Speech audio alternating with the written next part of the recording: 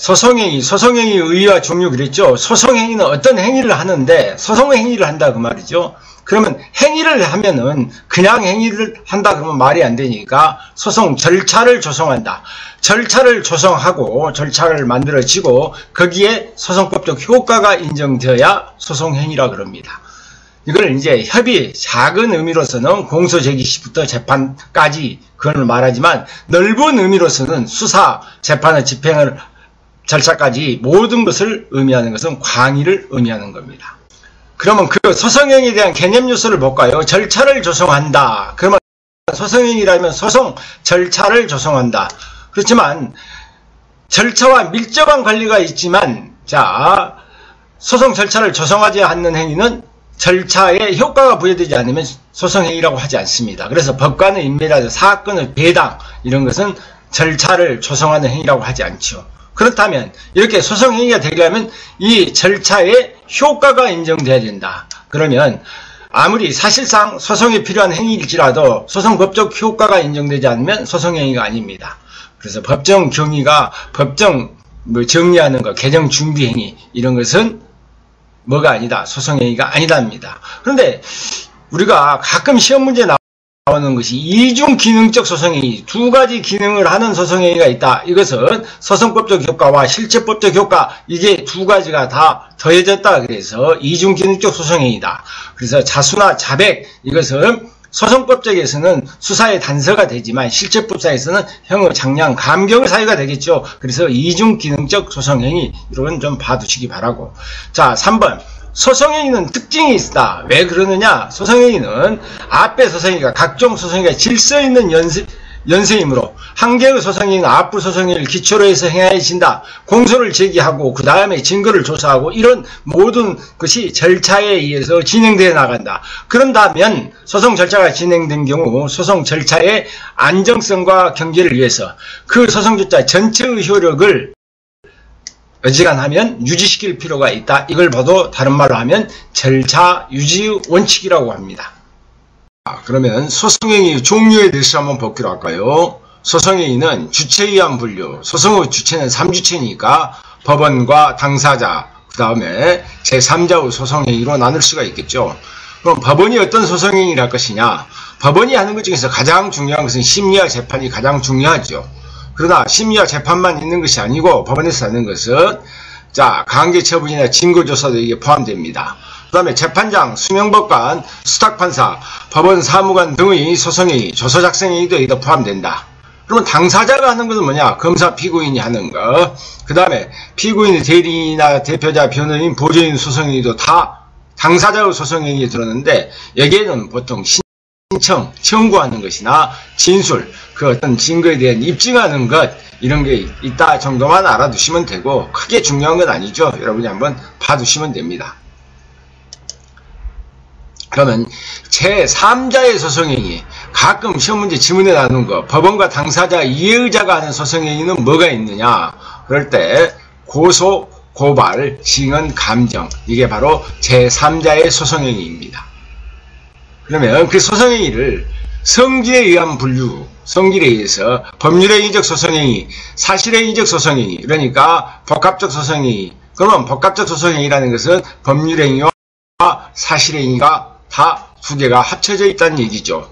그러면 법률행위적 소송행위는 자 소송법에 어떤 효과를 목표로 하는 의사표시를 한다. 행위라는 의사표시를 요소로 하지만 거기에 대한 의사표시가 그대로 다 의도된 내용대로 된 것이 아니라 법에 규정된, 소송법에 규정된 효과가 인정되는 소송행위입니다. 그래서 공소의 제기, 검사가 공소를 제기했다. 그런다 해서 반드시 유죄가 되는 건 아니죠. 재판의 선고, 상소의 제기 이런 것은 법률행위적 소송행위이다. 사실행위적 소송행위는 뭐다? 자, 행위자의 의사와 무관하게 일정한 효과가 인정되는 소송행위다. 의사와 무관하다 그 말이죠. 표시행위, 의사표시된 내용으로 하지만 그에 상하는 소송법적 효과가 인정되지 않는 소송행위이다. 그러면 논고, 구형, 변론, 증언, 감정은 논고, 피고인 같은 사람은 영원히 이 땅에서 사라져야 된다. 구형, 피고인에게 사형을 구형한다. 하지만 자 의사는 했지만 그에게 효과가 인정되는 것은 아니죠. 판사가 봐서 무죄면 무죄라는 얘기입니다. 그러면 이번에 순수한 사실행위, 사람을 붙잡는 것, 구속, 압수수색 등의 영장을 집행, 이건 순수한 사실행위입니다. 그런데 여기서 영장에 의한 영장의 발부라는 법률행위적 소송행위와 구속, 압수수색, 이건 순수한 사실행위, 이게 두 가지가 더해져 있다 그 말입니다. 그래서 즉 재판이라는 법률행위적 소송행위와 영장 집행이라는 사실행위적 소송행위가 결합되어 한 개의 소송행위를 이루고 있으므로 이러한 소송행위를 뭐라고 그런다? 복합적 소송행위라고 한다. 그러면 목적, 역할에 의한 분류가 있다. 실체 형성행위라는 것은 뭘보다 실체 형성행위냐? 쉽게 실체 유죄냐 무죄냐에 법관의 심증 형성을 위한 행위를 말한다. 법관의 심증을 갖게 하기 위해서는 증인이 증언하거나 피고인이 진술, 당사자가 변론, 증거조사가 다 실체 형성행위에 속합니다. 하지만 실체 형성행위를 제외한 나머지는 전부 다 절차 형성행위라고 해야 되겠죠. 그래서 소송행위 중에서 실체 형성행위를 제외한 나머지 소송행위, 그러면 뭐 공소, 제기, 신청, 각종 신청, 제기, 이것은 법관이 직접적으로 법관의 심증 형성에 영향을 미치지 아니하고 절차를 형성하는 소송행위를 절차 형성행위라고 합니다. 4번 기능에 의한 분류. 기능에, 여러분 취여적, 여여적. 그러면 이걸 다른 말로 하면 취여적은 효과를 요구한다. 그 말은 여여적은 효과가 부여된다. 그 말은 자 효과를 요구한다. 취여적인 이것은 소송법적 자기가 원하는 효과가 발생하지 않고 일단 무엇을 해야 한다. 재판의 형태로 행해지고 법원의 소송행위가 있을 때 법적 효과가 발생하는 것보다 취여적이라. 그러면 여여적으로 봐볼까요? 여여적은 법원의 행위와 관계가 없어요. 그 자체만으로 소송법적 효과가 바로 발생해버리는 것을 말합니다. 그러면 취여적은 자 기피 신청이나 관할 위반 신청이라든가 각종 제기, 증거 신청은 법원이 그걸 받아줄 것인가 말 것인가 라는 뭘 해야 돼? 재판의 형태가 있어야 됩니다. 하지만 여여적 효과가 바로 부여되는 것은 상수 취하, 재판하게 안 하려는데 상수를 포기, 고소를 취하해 본다는 것, 정재판, 정부 취하, 각종 취하는 바로 효과가 발생해버리기 때문에 이걸 보다 여여적 효과 부여 소송행위라 합니다. 그러면 소송행위에 일반적 요소가 있다. 소송행위는 자, 동적, 발전적 성격이 있기 때문에 형식적 확실성이 요구된다. 그러면 어떤 정형의 형식에 맞춰야 된다는 얘기죠. 그러면 소송 주체에서 먼저 볼까요? 소송 행위 적격. 행위 적격은 행위를 할 자격이 있는가 이걸 보다 소송의 행위 적격입니다. 행위의 주체가 자신의 이름으로 소송행위를 할 수 있는 자격이 있는가 자격을 행위 적격이라고 한다.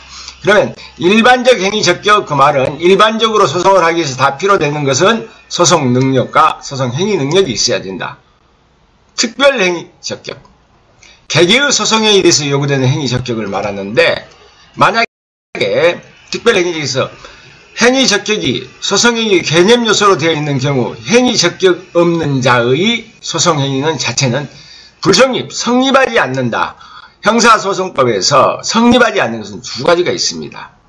법관의 일, 검사가 일을 다른 사람이 하면 불성립입니다. 여러분 친구가 여러분에게 야, 너 징역 5년 법관 아닌 자가 재판하는 거 이것은 불성립이죠. 검사 아닌 자가 너 기분 나쁘니까 나한테 돈 꽂으라 해서 안 꽂았지? 그래서 공소를 제기했다. 그런다고 해서 이것은 불성립 자체가 안 된다. 그래서 법관이 아닌 사람, 검사가 아닌 사람이 하는 행위에 대해서는 불성립이라고 합니다.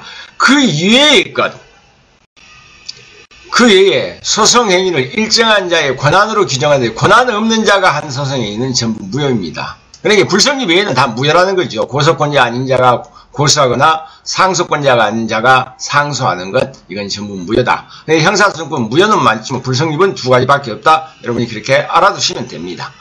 2번, 그러면 소송행위 대리. 자, 소송행위에서 행위 적격자의 대리가 허용되는가?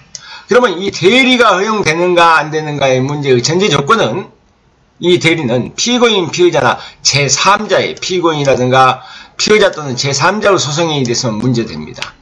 법관이나 검사의 소송에 있어서 문제가 된다 안 된다? 안 된다. 그러면 대리를 허용될 것인가? 명문의 규정이 없는 경우 부정설, 그래서 명문의 규정이 없으면 안 된다. 긍정설 쉽게 얘기해서 형식적 확실성을 해할 여지가 없고 절차 형성에 대해 실질 진실 발견에 지장을 염려가 없다 그래서 뭐 인정하자 그런 설이 있다 정도만 알아두십시오. 그러면 이 부분에서 명문의 규정이 있는 경우 이게 사실은 시험 문제 가끔 나옵니다. 포괄적 대리가 허용되는 것, 의사무능력자의 피고인은 법정 대리인이 하는 것, 법인의 경우는 대표자가 하는 것, 그 다음에 법인 보조인이 하는 소송행위, 경미사건에서 피고인이 대리인이 난 것, 이것은 포괄적 대리가 인정되고, 그 다음에 개별적 소송에 있어 고소 또는 취소의 대리, 재정신청의 대리, 변호인 선임의 대리, 상소의 대리, 적부심사 청구의 대리, 이게 있다. 이 정도는 여러분이 한번 눈여겨봐두셔야 되죠. 그렇다면 그 밑에 고발의 대리권이 인정되지 않습니다. 그 다음에 공소 제기의 대리나 공소 취소의 대리, 이건 검사의 행위이기 때문에 대리가 인정되지 않겠죠. 자수 자백의 대리, 이것도 대리가 인정되지 않는 것, 이건 확실히 눈여겨봐 두셔야 됩니다. 그렇다면 우리가 대리권의 행사에 대해서 봅시다. 자, 대리권은 본인의 의사에 따라야 되나 독립대리권은 본인의 의사에 반해서도 가능하다. 그러면 대리권 없는 자의 행위는 바로 이 앞에 뭐라 그랬어요? 무효라 그랬죠. 무효라 할지라도 본인이 추인이 있으면, 나중에 추인이 있으면 무효 치유가 가능할 수가 있습니다. 근데 그 밑에 판례를 볼까요? 음주운전과 관련해서 도로교통법 위반죄로 해서 자, 미성년자인 피해자가 혈액처치가 필요한 경우에도 미성년자의 의사능력이 있다면 피해자 본인이 혈액처치에 관한 유의한 동의를 할 수 있고 의사능력이 없는 경우에도 명문의 규정이 없는 한 법정 대리인이 피해자를 대리하여 동의할 수 있다 없다? 없답니다. 자, 미성년자에게 의사능력이 있다면 피해자 본인만이 혈액처치에 동의할 수 있고 만약에 의사능력이 없다 할지라도 법정 대리인이 그걸 동의할 수는 있냐 없냐 없다는 거 알아두시기 바랍니다. 자, 1. 소송행위 대리는 법원 또는 검사의 소송행위는 문제가 되지 않는다. 대리권 없는 자의 소송행위는 무효이나 본인이 추인이 있으면 치유가 가능하다. 금방 설명을 했고 그러면 소송행위 내용은 일단 형식적 확실성이 요구된다. 그런다면 예외적인 경우가 있다. 자, 형식적 확실성을 해하지 않는 범위 내에서 다른 서면의 내용을 인용하는 것도 허용된다. 그러면 소송행위 부관, 쉽게 소송행위 조건을 붙일 수 있느냐? 원칙적으로는 부관에 친하지 않는 행위이기 때문에 원칙적으로 허용되지 않지만 예외적인 경우 어쩌냐? 형식적 확실성을 해하지 않고 피고인이 이게 중대한 영향이 없는 범위 내에서 공소사실을 하다 적용법적 예비적 택일적 기재라는 것인가 조건부 택일적 증거 신청의 경우가 있다. 그렇다면 소송행위 방식은 크게 두 가지가 있죠. 구두로 하는 것, 서면으로 하는 것. 그런데 구두로 하면 말로 하면 신속하고 그 내용이 선명하고 그 말한 사람의 태도나 이 관찰이 가능한 장점이 있습니다. 그래서 원칙적으로 공판정의 소송행위는 공판정에서는 구두로 하겠죠. 그런데 이 실체 형성행위의 방식은 원칙적으로 구두다. 그 이외에 내용을 명확히 하는 사면주의는 좋은 점은 있습니다. 그래서 절차 형성행위는 서면주의가 원칙입니다. 그럼 우리가 여기서 알아두셔야 될 것이 우리 형사소송법은 어떤 것을 갖추고 있느냐면 구두 방식이 있고 서면 방식이 있고 이놈을 병행하는 것이 있는데 구두 방식을 먼저 볼까요? 구두 방식은 거의가 다 자, 실체 형성행위 뭐 진술이라든가 모두 진술, 피고인 신문, 물어보는 거, 증인 신문, 의견 진술, 최종 변론, 최후 진술 전부 구두 방식이고 소송 지을 때 종이로 써서 하는 거 아니에요. 말로 하는 거 아닙니까? 인정신문, 진술 거부권의 고지, 공소장 명령 허가, 불필요한 변론의 제한, 퇴정 명령. 근데 여러분이 조심하셔야 될 것이 판결의 선고, 결정 명령도 다 뭐 있다? 구두 방식이라는 거 반드시 알아두셔야 합니다. 그러면 서면 방식은 뭐냐? 각종 청구라든가 제기, 이건 전부가 서면 방식입니다. 공소 제기, 약식명령 청구, 제기라든가 뭐가 있으면 청구가 있다면 영장 청구, 영장 발부, 상소 제기, 준항고, 뭐 재심 청구, 비상상고, 신청 제기 청구, 이건 전부가 다 서면 방식이다. 그런데 이게 이제 구두나 서면 방식을 병용하는 것 알아두십시오. 그러면 간단히 말해서 법원도 사람이니까 업무가 바쁘죠. 각종 취소 포기 이건 거의가 구두나 서면으로 다 할 수 있습니다. 그러니까 중요한 것 중에서 기피 신청이나 보조인의 신고 이건 구두나 서면이 병용되고 고소 고발로 취소 나와있죠. 공소 취소 나와있죠. 상소 포기 취하 정치헌법 보기 취하, 증거조사의 신청, 변론 후 분리나 병합 신청하는 거. 그래서 알아둘 것은 한 3개 정도만 전부 알아두면 이건 문제 푸는데 시장이 없습니다. 만약에 서면으로 할 것을 구두로 한다거나 구두로 할 것을 서면으로 하면 이것은 무효인 소송 행위가 됩니다. 자, 그 다음에 우리가 소송 서류가 뭐냐?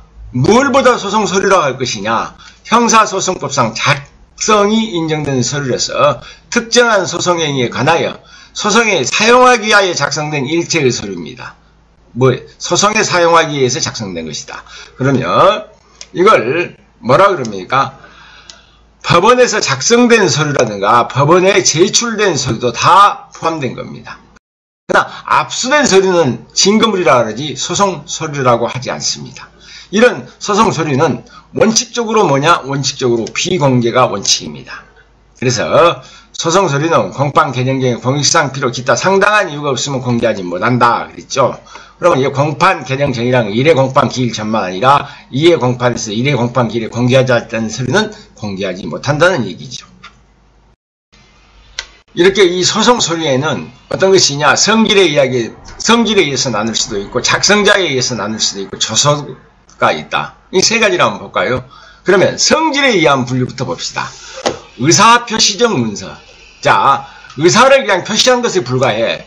그렇기 때문에 이건 당해 사건의 증거 능력이 있냐 없냐면 증거 능력이 없다고 봅니다.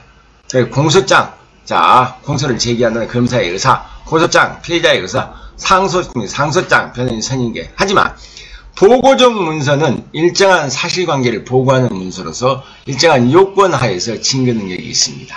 이 증거 능력이 각종 조서, 기회가 공판져서 일정한 요건 하에 증거 능력이 있는 거예요. 공판져서, 검증져서, 신문져서. 그렇다면 작성자에 의한 분류가 있어요.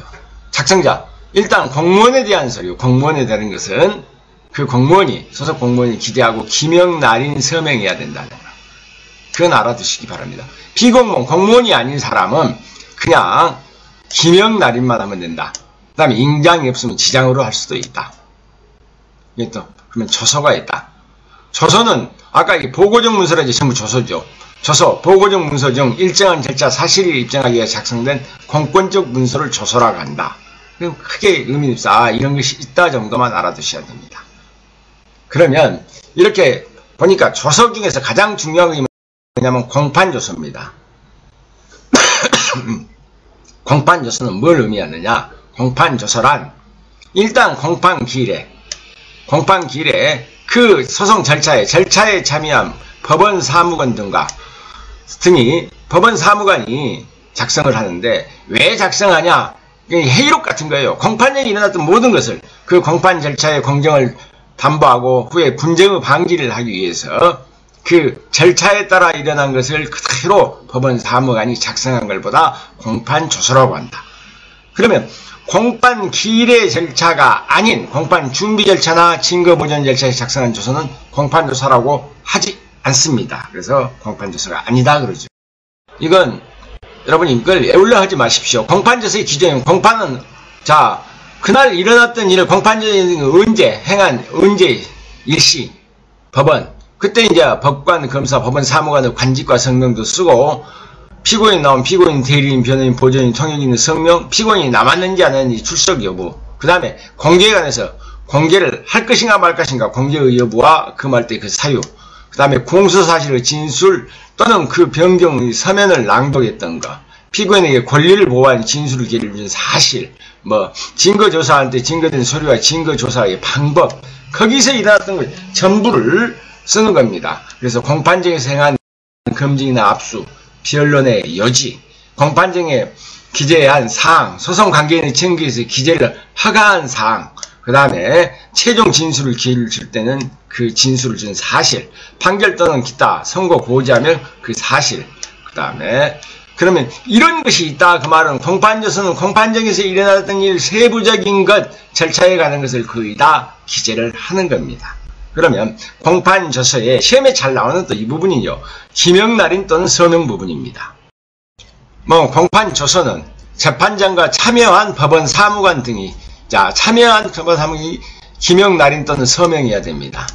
재판장이 서명할 수 없는 다른 법관이 그 사유를 부기하고 김영날인 서명하면 되고, 법관 전원이 김영날인 서명할 수 없는 참여한 법원 사무관이 그 사유를 부기하고 김영날인 또는 서명해야 된다. 이게 전부 또는입니다. 보면 이거 조심하십시오. 자, 법원 사무관 등이 김영날인 또는 서명할 수 없을 때는 재판장 또는 다른 법관이 그 사유를 부기하고 김영날인 또는 서명해야 된다.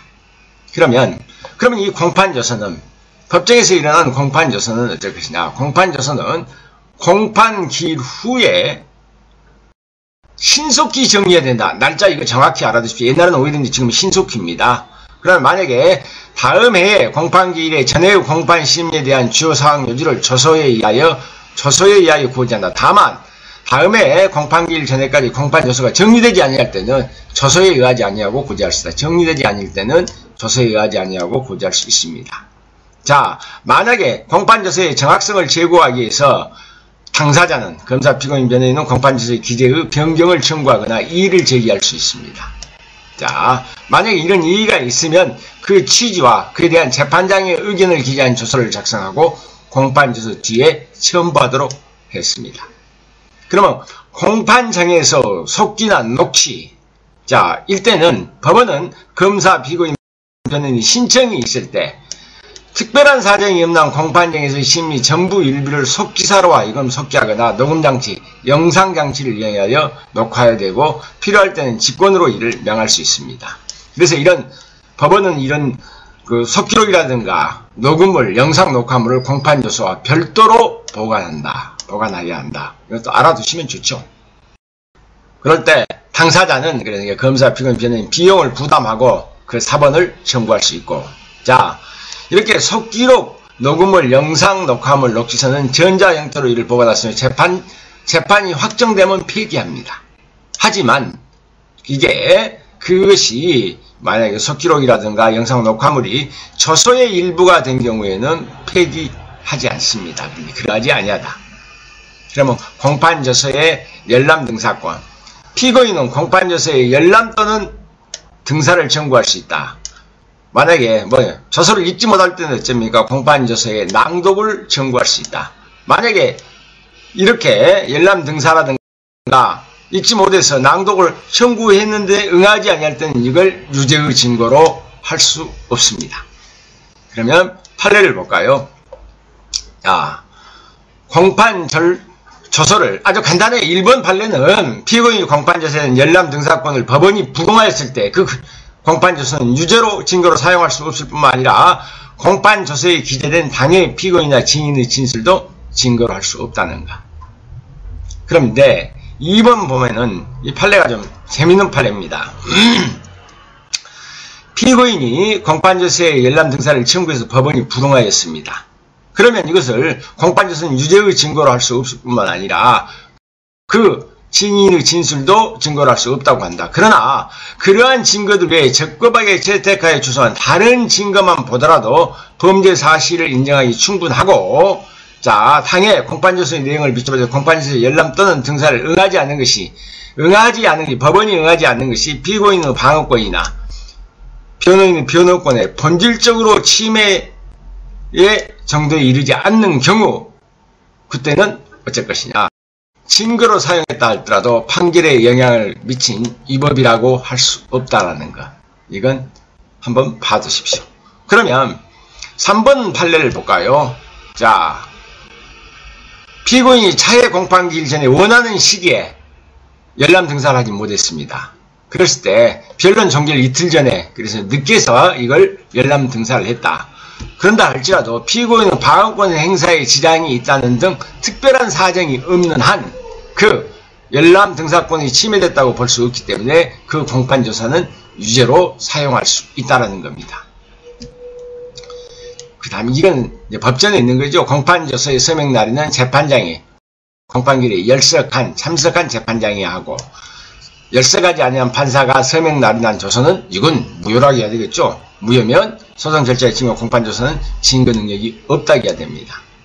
이게 공판조서에 대한 판례니까 봐두시고, 그 다음에 공판기일 외의 절차에서 작성한 조서, 공판기일 외에 작성하는 것은 피고인, 증인, 감정인, 통역인, 번역인에 대한 신문 결과를 공판 기일이 아닌 다른 데서 작성했다. 그랬을 때 이걸 공판 기일의 조서라 그러죠. 뭐 조서의 작성 방법, 조서는 누가 작성하냐? 법원 사무관이 작성해야 된다. 그래서 그 이를 조서에는 이 사람들의 진술, 그 다음에 조서는 진술자에게 읽어주거나 열람하게 하고 그 기재 내용을 정확성을 물어야 된다는 것. 진술자가 진감, 변경을 청구할 때 그 진술 조서에 기재해야 된다.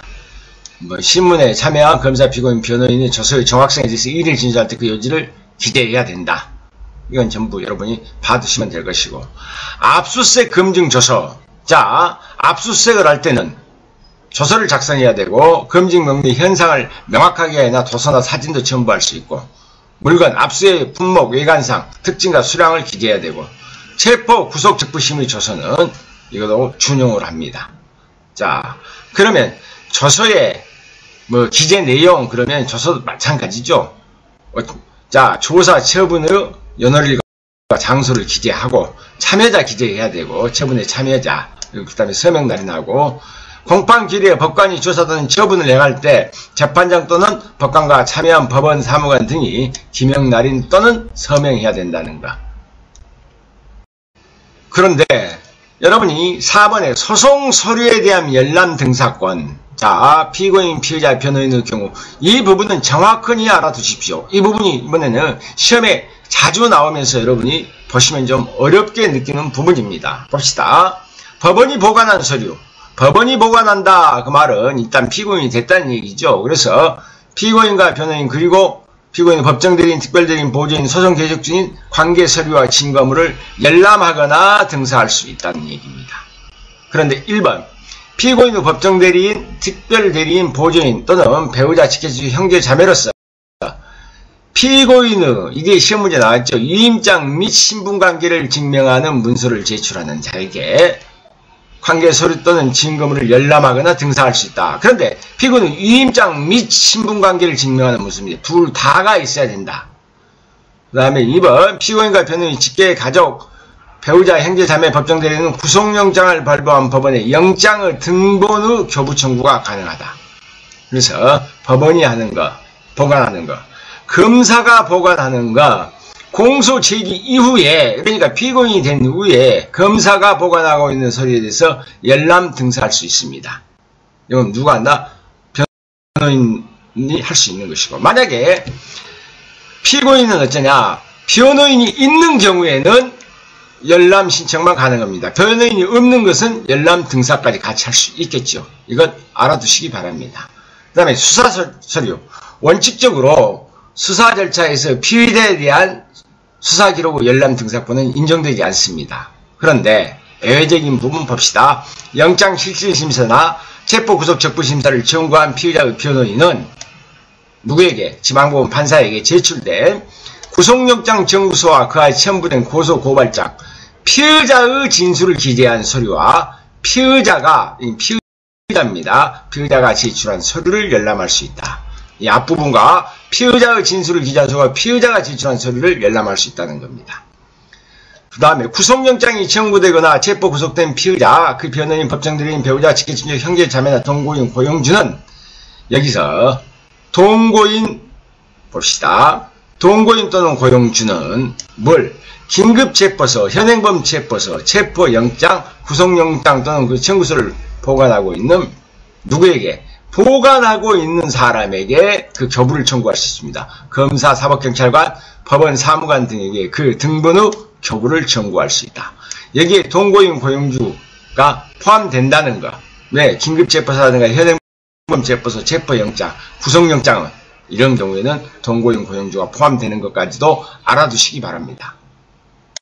감정인은 감정에 필요한 서를 재판장의 허가를 얻어서 열람 등사할 수 있고, 증인도 자신에 대한 이 증인신문 조서나 및 그 일부 된 석기록 녹음을 영상 녹화물 또는 녹취서 열람 등사 4번을 청구할 수 있습니다. 근데 이제 여러분들 피해자 부분도 잘 볼 필요가 있어요. 소송 계속 중인 사건의 피해자가 사망한 경우나 중대한 심신장애가 있을 때 배우자, 직계친족, 형제, 자매를 포함하지만, 자, 본인의 법정대리인 이들로부터 위임받은 피해자 본인, 배우자, 직계, 친족, 형제자매, 변호사는 소송 기록 후 열람 또는 등사를 재판장에게 신청할 수 있습니다. 이 신청이 있을 때 지체 없이 검사, 피고인 변호인에게 취지를 통지해야 됩니다. 그러면 재판장은 피해자의 권리구조가 필요하다고 인정하거나 그 밖에 정당한 사유가 있는 경우 범죄의 성질, 심리 상황, 그 밖의 사령을 고려하여 상당하다고 인정할 때 열람 등사를 허가할 수 있고, 또 재판장은 등사를 허가할 때 소송 기록의 사용 목적을 제한하거나 적당하다고 인정할 때 조건을 붙일 수도 있습니다. 그런데 이렇게 열람할 때는 부당히 관계 있는 명예나 생활의 평온이나 수사나 재판에 영향을 주지 않도록 해야 된다. 이건 당연한 얘기고, 이러한 것에 대해서 재판에 대해서는 불복할 수 있냐 없냐, 불복할 수 없다는 것까지 알아두시기 바랍니다. 피해자 부분은 여러분이 한 2번 정도 읽어보고 시험장에 가시는 게 좋죠. 고소 고발인은 비용을 납입하고 법원에 영장을 등본 후 교부가 청구가 가능하다. 그래서 피해자 부분도 여러분이 좀 눈여겨 숙지하고 가시기 바랍니다.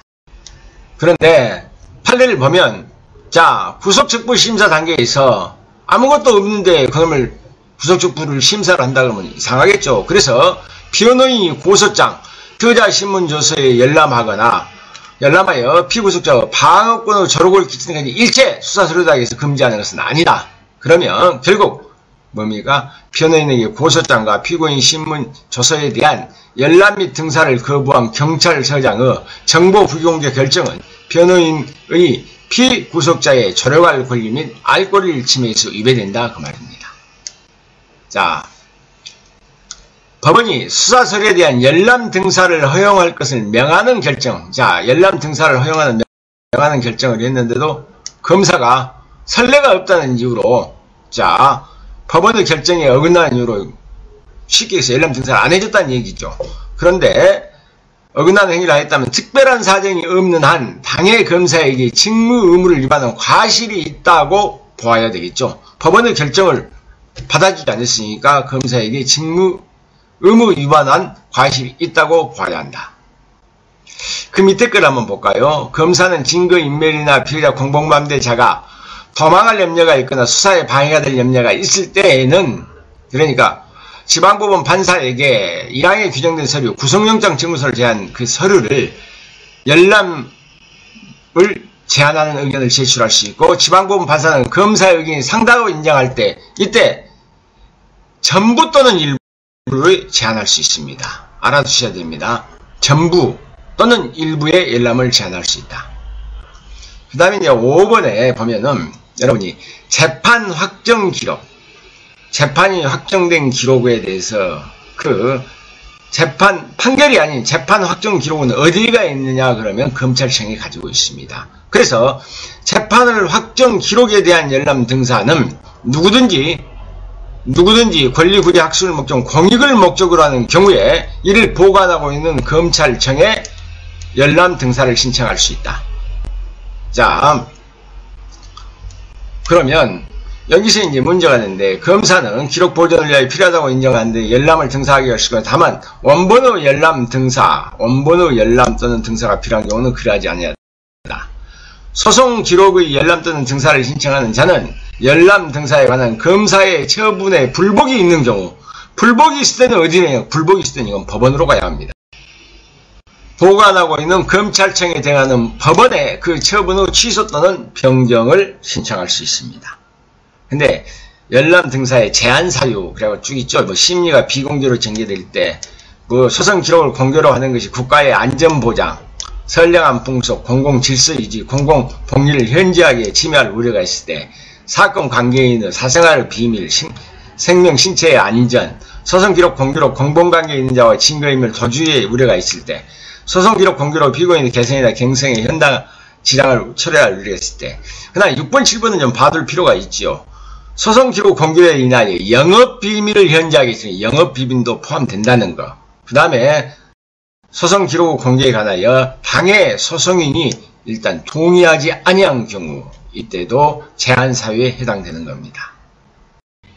자, 그러면 재판 기록이 아니라 확정 판결서, 판결서는 누가 가지고 있습니까? 판결서는 법원이 있다 그 말이죠. 열람박사. 확정 판결서의 열람박사는 누구든지도 확정된 사건의 판결서 또는 등본, 증거 목록 등본, 그 밖에 검사, 피고인, 변호인이 법원에 제출한 서류 모든 것을 그 정보를 보고는 법원에서 판결서의 열람 및 복사를 할 수 있다. 그러면 열람 등사의 제한사유, 심의가 비공개, 소년사건, 공범, 국가의 안전보장, 그 다음에 뭐 이런 것이 있다 정도나 말하면 되고, 그런 개인정보 보호 조치에는 어찌해야 되냐면 법원 사무관 등은 판결서에 기재된 성명 등 개인정보가 공개되지 않도록 보호 조치를 해야 된다. 이것이 잘못했을 때 개인정보 보호 조치란 사무관이나 그 법원 공무원이 고의 또는 중대한 과실로 인한 것이 아니면 민형사상 책임을 지지 않습니다. 자, 또 알아둬야 할 부분이 열람 복사에 관하여 정당한 사유가 있는 소송 관계인이나 이해관계에 있는 제3자는 이런 제한 사유가 있음에도 불구하고 뭡니까? 열람을 할 수 있다는 얘기죠. 불구하고 법문에 따라 법원 사무관이나 그 밖에 법원 공무원에게 판결서의 열람 및 복사를 신청할 수 있습니다. 이놈에 대한 처분에 대한 불복이 있으냐? 이건 불복할 수 있다. 불복에 대한 준항고의 절차를 준용한다는 것. 여기까지 알아두시면 충분합니다. 자, 그러면 그 다음에 있는 이제 4번에 소송 서류의 송달. 소송 서류를 보내주는 것보다 송달이라 그러죠. 그런데 기타 당사자 기타 관계인에게 법률에 정한 방식으로 소송의 내용을 알리게 하는 쉽게 해서 내용을 알리는 법원 법관의 직권적 소송 행위라는 거죠. 송달의 방법. 자, 특별한 규정이 없으면 교부 송달, 가서 그냥 주면 돼. 이런 것은 전부가 다 민사소송법을 준용합니다. 그런데 특이한 것이 있죠. 송달 수령인의 신고. 자, 저 사람한테 주십시오라고 신고를 했단 말이에요. 여기 송달 수령이 그 신고가 있으면 송달 수령인은 송달에 관하여 본인으로 간주한다. 그렇게 송달 수령인 제도는 신체를 구속당한 자에게 대해서는 적용되지 않습니다. 자, 그 다음에 피고인, 대리인, 대표자, 변호인, 보조인이 법원 서재지에 서류 송달을 받을 수 있는 주소 또는 사무소를 법원의 소재지 주거 또는 사무소에 있는 자를 송달 수령으로 선임하여 연명한 서면으로 신고해야 됩니다. 그래서 이렇게 송달 영수인 송달에 관하여 본인으로 간주되고 주거 사무소에 본인의 주거 사무소로 간주되고 송달 수령인의 선임은 같은 지역에 있는 각 신급 법원에 대하여 효력이 있다. 그러면 그 밑에 판례를 볼까요? 아까 그랬죠. 이 송달 수령인 제도는 신체를 구속당한 자에 대해서는 적용된다 안 된다? 적용되지 않는다 그랬죠. 그러면 형사소송법 60조 제4항의 규정은 신체를 구속당한 자라 하면 그 사건에서 신체의 구속당한 자를 가리키는 거예요. 다른 사건에서 신체를 구속당한 자는 여기에 포함된다 안 된다? 포함되지 아니한다. 그래서 다른 사건에 의해서 신체를 구속당한 자도 자는 이 강도 상해 사건에 송달받기 위하여 송달 신고 의무를 면제받을 수는 없는 것입니다. 이 판례는 알아두시기 바랍니다. 당해 사건만 적용이 된다는 것. 그러면 우편 송달, 우편으로 보내는 것. 주거사무소 송달 수령 선임을 신고해야 할 자가 신고를 하지 않을 때 법원 사무관은 이걸 어쨌든 우체에 붙이거나 적당한 방법으로 송달할 수 있고, 우편으로 우체에 붙인 것은 도달할 때 송달된 것으로 간주됩니다. 특히 이런 건 나오대요. 검사에 대한 송달은 어디냐? 소속 검찰청에 해야 된다. 구속된 자에 대한 송달은 교도소나 구치소에 구속된 자는 그 소장에게 한다. 그 다음에 이제 송달에 관해서 뒤에 이 판례가 아주 많이 나와 있는데 지금은 좀 뜸한데 그래도 많이는 요 송달에 나옵니다. 피고인의 어머니가 주거지에서 동거자로서 송달을 받은 경우, 동거자로서 송달을 보는 문맹이고 관절염이고 골다공증으로 인해서 거동이 불편하고 사리를 변별할 능력이 불편하다 할지라도 그런다고 해서 문맹이거나 몸이 조금 아프다고 했다고 해서 사리를 분별할 능력이 없다고 할 수 없으므로 그 사람에게 한 송달은 보충 송달로서 효력이 있다는 겁니다. 자, 주거지에서 같이 동거하고 있다는 것 알아두셔야 됩니다. 2번, 피고인이 항소를 제기하여 타체로 전입하여 주민등록상 신고를 하였는데 법원이 잘 모르고 옛날 주소로 송달을 한 경우입니다. 옛날 주소로 송달해서 피고인은 모가일을 수령한 경우, 자, 피고인의 주민등록상 신고와 같은 주소지를 같이 주소지를 변경한 것이라면 피고인의 정전 주소지는 적법한 송달 장소라고 할 수 없고, 피고인의 모와 같이 피고인의 모는 동거자라고 할 수 없으므로 그 송달의 효력은 있다 없답니다. 동거자가 아니고 중력주는 옮겼기 때문에 그렇습니다. 그 다음에 3번, 재판을 받은 자가 구치소에 수용되어 있는 경우 재판서 등본이 모사전송으로 구치소장에게 송부되었다면, 자, 이는 재판을 받은 자가 그 재판의 내용을 알 수 있는 상태에 이르렀다고 봄이 상당하고, 재판서 등본이 모사전송 방법으로 구치소장에게 송부된 때 그 재판의 고지가 되었다라고 하는 겁니다. 그런데 4번, 재감자에게, 구속되어 있는 사람에게 재심 기각결정의 송달을 교도소장에게 하지 아니하였다면, 교도소장에게 해야 되는데 교도소장이 하지 않았다면 부적법 무효이고, 자, 직시한구 제기 기간에 기간일을 상정해서 송달 자체가 부적합한 이상 재감자인 피고인이 재심 기각결정이 고지된 사실을 다른 방법으로 알았다 할지라도 송달의 효력은 미치지 않는다. 여전히 발생되지 않습니다. 그 다음에 약식명령의 송달 자체가 무효일 때는, 그래서 자, 약식명령으로 송달받지 못했다는 점을 소명하면 정치재판 청구 절차에 따라서 재판을 받으면 되지, 따로 정치재판 청구권 회복 청구를 할 필요가 없죠. 송달 자체를 안 받았기 때문에 그렇습니다. 자, 보충 송달된 피고인이 동고 가족에게 서류가 거부됐다. 동고 가족에게 거부됐다 그러면 전부가 효력이 있다라고 보죠. 그 동고 가족이 사리를 변별할 지능이 있는 이상 피고인이 그 서류 내용을 알지 못하는 경우에도 송달의 효력이 있고, 자, 사리를 변별할 지능이 있다고 하기 위해서 사법제도 일반이나 소송행위 효력까지 이해할 필요가 없더라도 송달의 취지를 이해하고 영수한 서류를 수송달자에게 교부하는 것을 기대할 수 있을 정도의 능력이면 적하다. 아, 이거 왔구나. 법원에 갔으니까 여기 있습니다 하고 전달할 정도의 능력이면 됩니다. 그래서 보통 보면 동고 가족에 대한 것은 전부가 다 송달 능력이 있다라고 보는 것입니다. 자, 그 다음에 이제 많이 나오는 것이 공시송달인데, 어쩔 때 공시송달 할 것이냐? 법전을 볼까요? 공시송달의 방식, 대법원 규칙에 정한 바에 법원이 명한 때 하나여 할 수 있습니다. 법원이 명할 때. 공시송달은 법원 사무관 등이 송달할 서류를 일단 보관하고 그 사유를 법원 게시장에 공시하여야 한다. 법원은 전항의 사유를 관보나 신문지상에 공고한 것을 명할 수 있다, 명해야 된다거나 명할 수 있다는 것. 그리고 최초의 공시송달은 공시송달 한 날로부터 최초는 2주 경과하면 효력이 생깁니다. 단 2회 이후부터는 공시송달은 며칠을 경과하면 5일을 경과하면 그 효력이 생긴다는 거. 이건 알아두십시오. 자, 그렇다면 판례 1번 볼까요? 항소한 피고인이 주거지 변경 신고를 하지 않는 상태에서 기록에 나타난 피고인의 휴대전화로 연락하여 송달받은 장소를 확인해보는 등 이런 조치를 취하지 않은 채 곧바로 그냥 공시송달하는 것, 이것은 형사소송법에 위배된다는 겁니다.